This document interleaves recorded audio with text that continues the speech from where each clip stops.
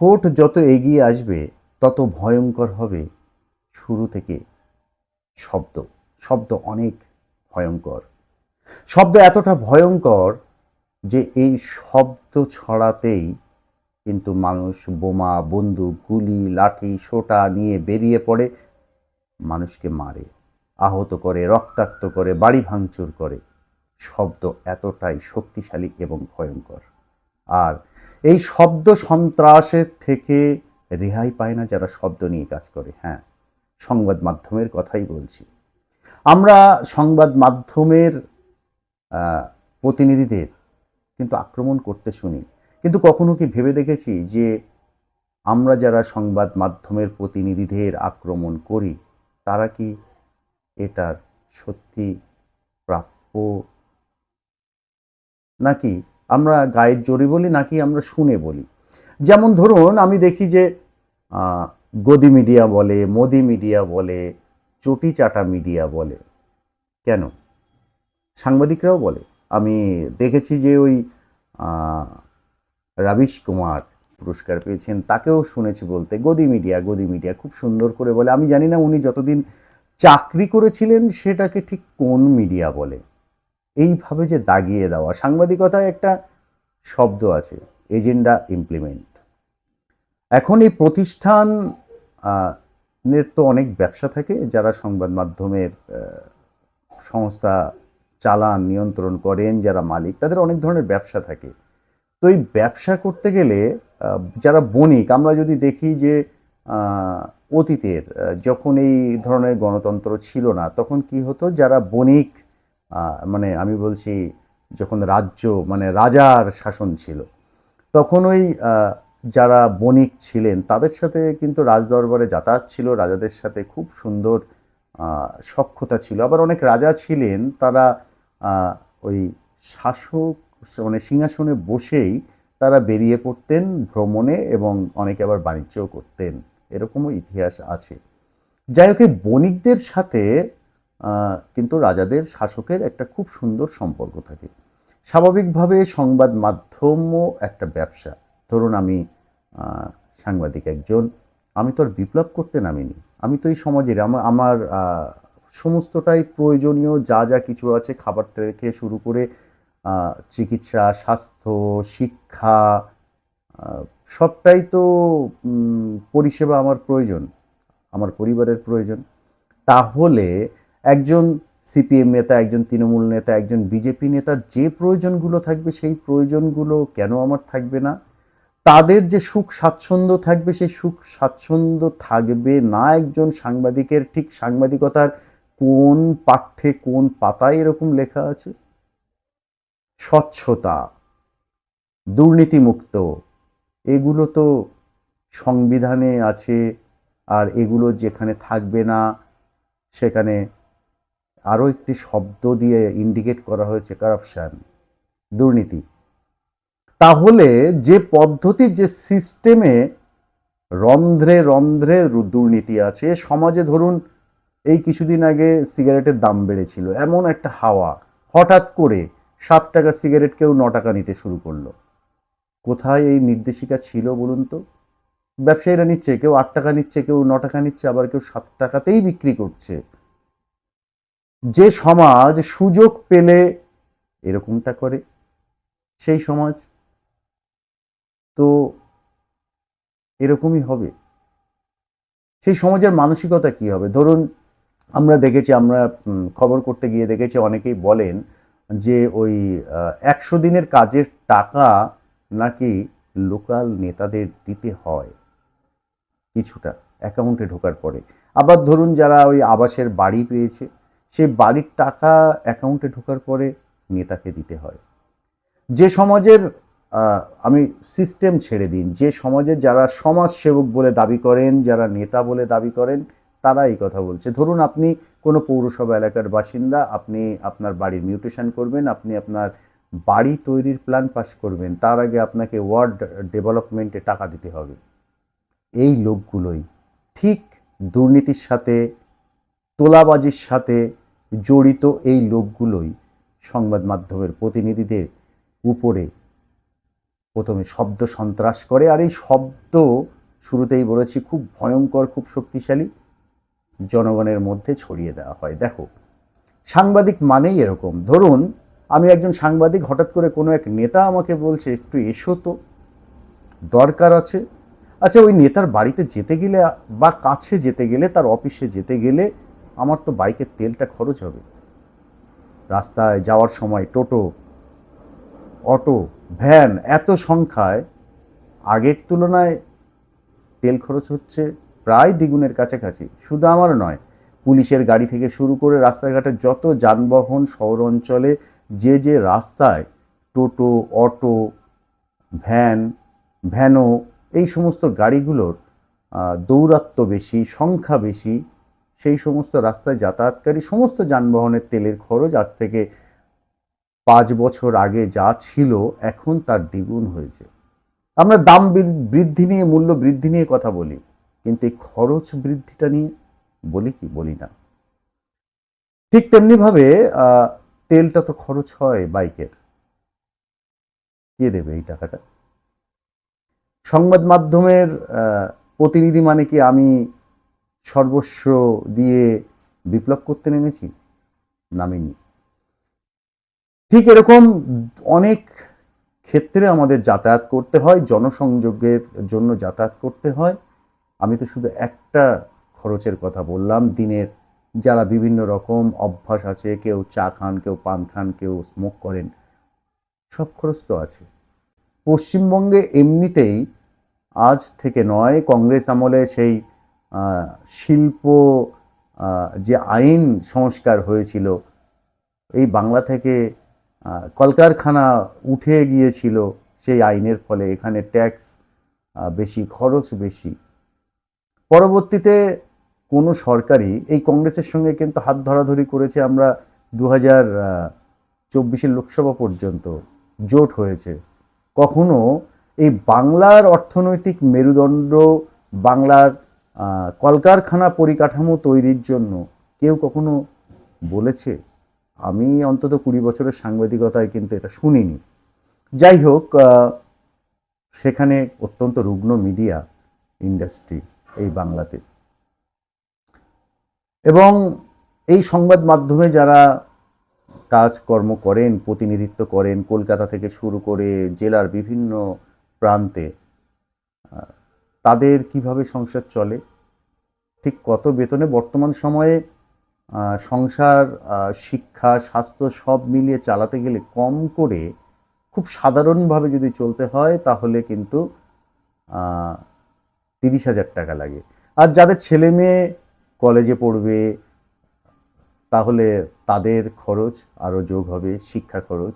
যাদের বাড়িতে বৃদ্ধ বাবা মা, যে সংবাদ মাধ্যমের সদস্যরা তারা অসুস্থ, নানা রকম রোগে আক্রান্ত, তাদের বাড়ির আর কি পরিবারের সদস্যরা আক্রান্ত, সেখানে খরচ যোগ হবে।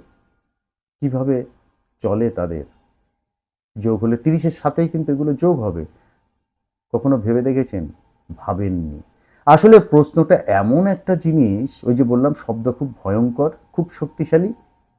আর আমরা যারা ওই বামপন্থীরা বলে ধর্ম নাকি আফিমের থেকেও ভয়ানক একটা নেশা, আমি একদমই মনে করি না।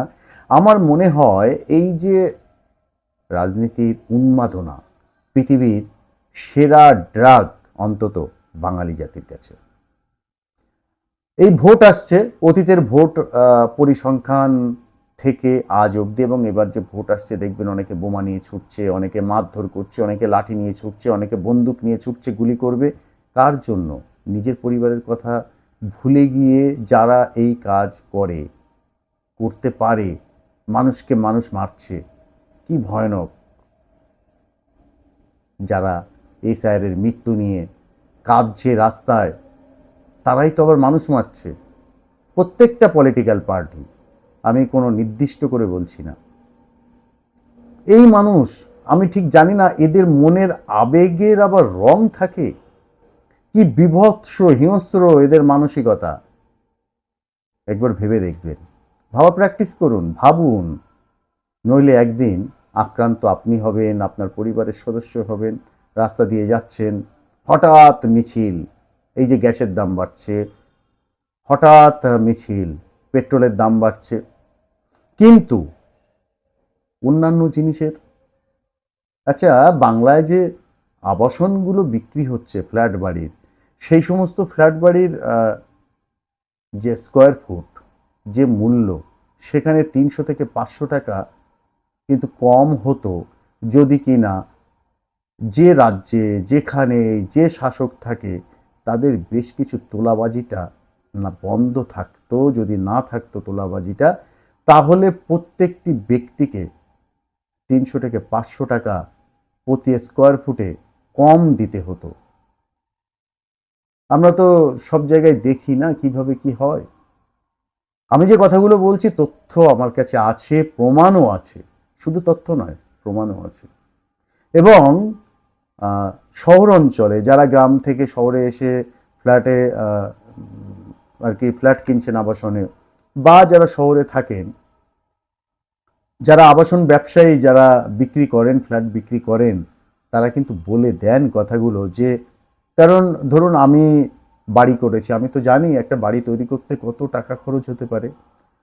তারপরে আমার ধারণা আছে যে একটা লাভ রাখবে অবশ্যই ব্যবসায়ী, যারা এই আবাসন ব্যবসায়ী, তার থেকেও তো মূল্য কেন বৃদ্ধি, যখনই প্রশ্নটা করা হয় ঠিক তখনই এই যারা আবাসন ব্যবসায়ী তারা কিন্তু কাস্টমারকে বলে দেন আসলে এই খাতে এরকম এরকম হয়েছে।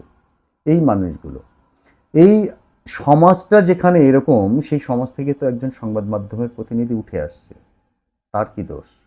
আর যারা বলেন ওই 500 টাকা, 300 টাকা, 1000 টাকা, তারা কাদের তৈরি, কার স্বার্থ পূরণ করছে?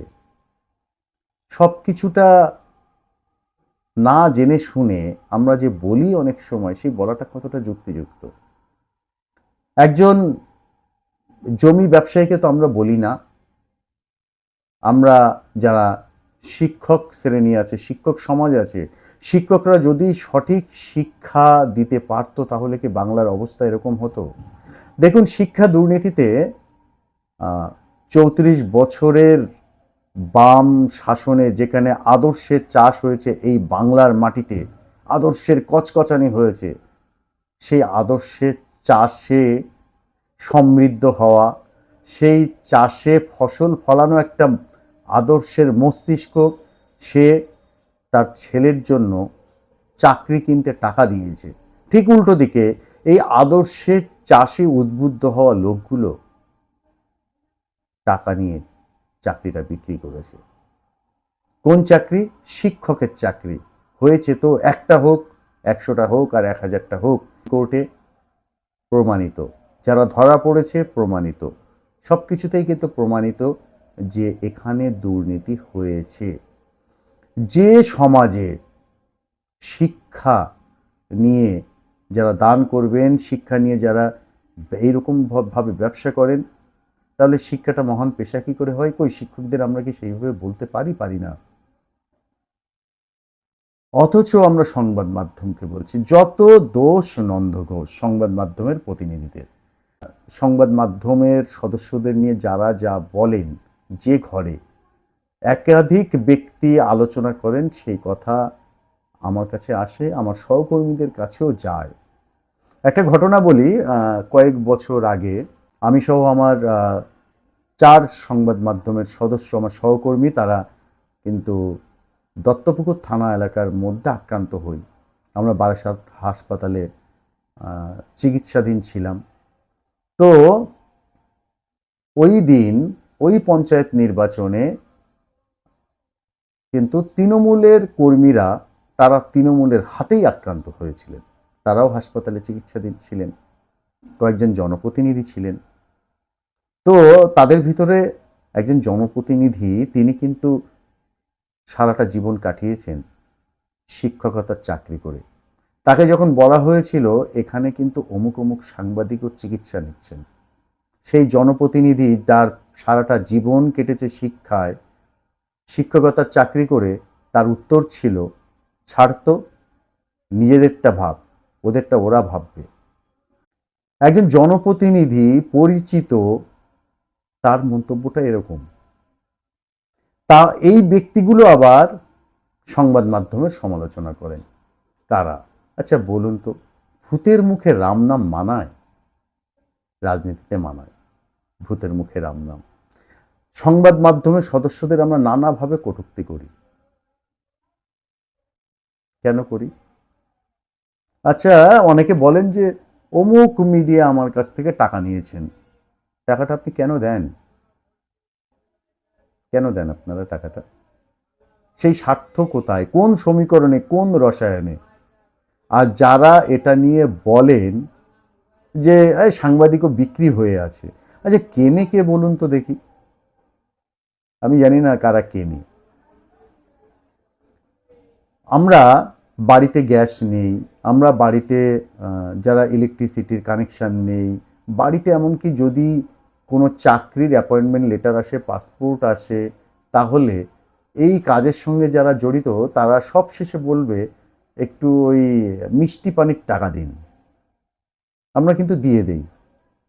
তখন আমাদের মানবিকতা অনেক গলে পড়ে। একজন সরকারি কর্মচারী তিনি হাত পেতে বলছেন একটু মিষ্টি পানির টাকা দেবেন না, জল মিষ্টির টাকা দেবেন না। আর যারা বিদ্যুতের সংযোগ দিতে আসে তারাও তো সরকারি কর্মচারী, তারাও কিন্তু এই কথা বলে। আবার নানা কাজে আসা যে সমস্ত ওই ধরুন আপনি যদি বাড়ি তৈরি করবেন, তো যারা ব্যবসা করছে ইট বালি সিমেন্ট দিয়ে, এই পরিষেবার সাথে যারা পারিশ্রমিক নিয়ে কাজ করছেন তারাও কিন্তু একই কথা বলেন। সংবাদ মাধ্যমের গড়ে আমি যদি ধরি তাহলে সংবাদ মাধ্যমে কর্মরতদের পারিশ্রমিক একজন রাজমিস্ত্রির পার ডে অর্থাৎ দৈনিক মজুরির অর্ধেকেরও কম। দৈনিকের গড় হিসেবে আমি বলছি গড়ে। কারণ এই সেক্টরটা তাদের হাতেই এরকমভাবে তৈরি হয়ে এসেছে, যেটাকে নতুন করে সংস্কারের কথা কেউ কখনো ভাবেনি। কিভাবে চলবে? আপনার কাছ থেকে ব্রেকিং নিউজ চাই, আপনার থেকে এক্সক্লুসিভ খবর চাই, আপনার থেকে ভালো খবর চাই। সারাটা সময় তো ইনভেস্ট করতে হচ্ছে, সারাক্ষণ ইনভেস্ট করতে হচ্ছে সময়। ছুটছেন, আপনি ছুটছেন, প্রাপ্য অসম্মান, মারধর, শব্দ সন্ত্রাস। ভোট আসছে, এই শব্দ সন্ত্রাস থেকে সংবাদ মাধ্যম এবং সামাজিক মাধ্যমে যারা নানা রকম মন্তব্য করেন, বিশ্লেষণ করেন, প্রতিবেদন তৈরি করেন, তাদের একটু রেহাই দিন না। আপনাদের তো প্রচুর মানবিকতা, আপনাদের উদারতা তো আকাশের থেকেও অনেক বড়, তাই না? নাকি জোকারি? আমরা সবাই যদি মান এবং হুঁশ নিয়ে একটু মানবিকতা দিয়ে যদি দেখি, ভাবি, খুব ক্ষতি হবে কি? ভালো থাকবেন।